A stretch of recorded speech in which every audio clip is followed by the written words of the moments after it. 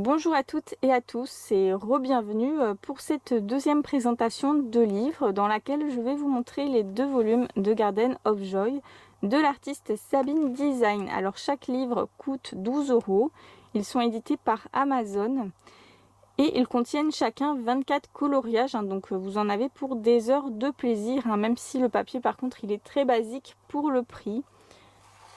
Donc j'ai colorié dans le premier volume, j'ai fait celui de la couverture en utilisant des couleurs très différentes.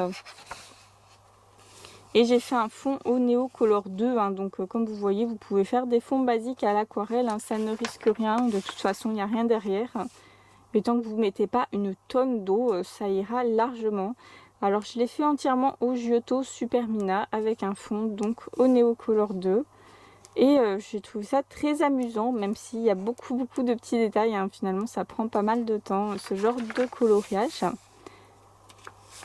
Donc voilà, il y a beaucoup de fleurs, de plantes, c'est très zen comme style. Et elle a une façon bien à elle de colorier, enfin de dessiner pardon, les petits lutins, je trouve.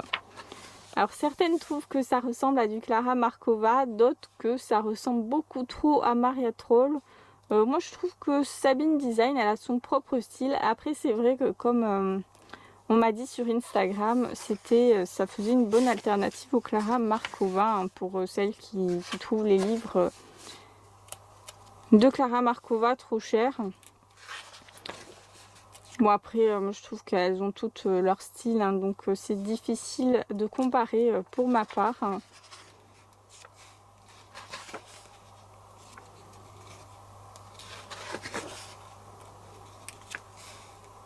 Ça pour l'automne c'est pas mal.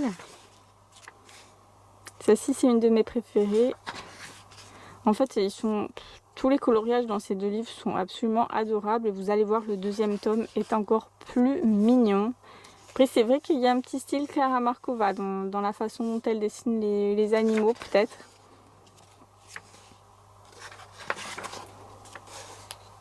Avec les petites souris. Donc aussi si vous êtes fan des Nice Little Town, du style Nice Little Town, vous allez aimer ce genre je pense. La petite souris qui dort dans la tasse, trop mignonne.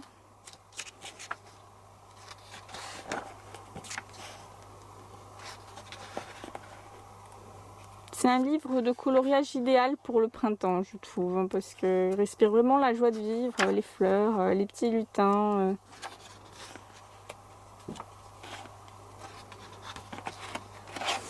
Et voilà, c'est déjà fini pour le premier tome, donc on va enchaîner avec le deuxième tome, dans lequel je n'ai pas encore colorié. Bon, si je vous montre un exemple par vidéo, déjà, c'est déjà pas mal.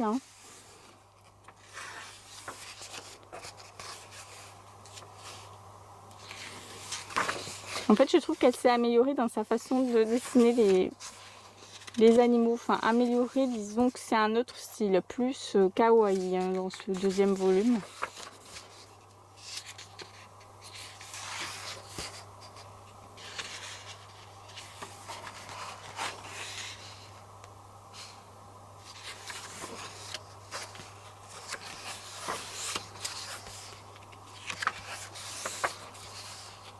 Même on n'a plus de petits lutins à l'air simpliste, l'air simplé, même dessiné de façon simpliste, voilà ce que je voulais dire. On a surtout des fées.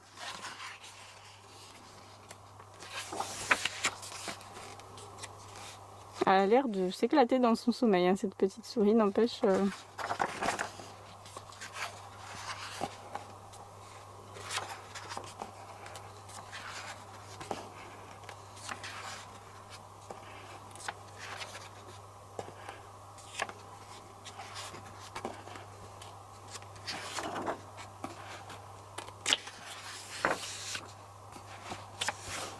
Si j'avais pas fait attention, trop mignonne les petites abeilles là. Bon, après c'est très répétitif comme livre, vous avez à peu près toujours les mêmes feuilles, les mêmes fleurs. Mais bon, ça c'est le coloriage, les dessins se répètent très souvent. Donc voilà, après on n'a plus rien. Donc voilà, j'espère que la présentation de ces deux livres vous aura plu, hein. Moi, ce sont des deux livres que je vous conseille fortement, surtout le volume 2. Voilà, on se laisse et je vous fais de gros bisous. À très vite.